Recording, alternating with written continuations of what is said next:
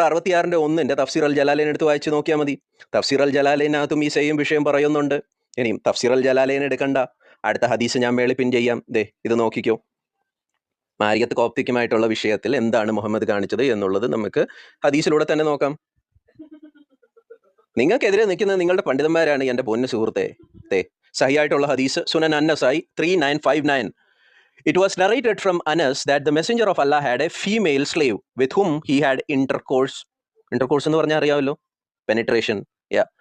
Messenger of Allah had a female slave with whom he had intercourse, but Aisha and Hafsa would not leave him alone until he said she is forbidden for him. Then Allah the mighty and sublime revealed. അപ്പോഴാണ് അള്ളാഹു ഈ ഖുറാന്റെ ആയത്ത് ഇറക്കിയത്. O Prophet, why do you forbid that which Allah has allowed to you until the end of the verse? അള്ളാഹു നിനക്ക് അനുവദിച്ചു തന്നതിനെ നീ നിന്റെ ഭാര്യമാരുടെ പ്രീതി തേടിക്കൊണ്ട് എന്തിനാണ്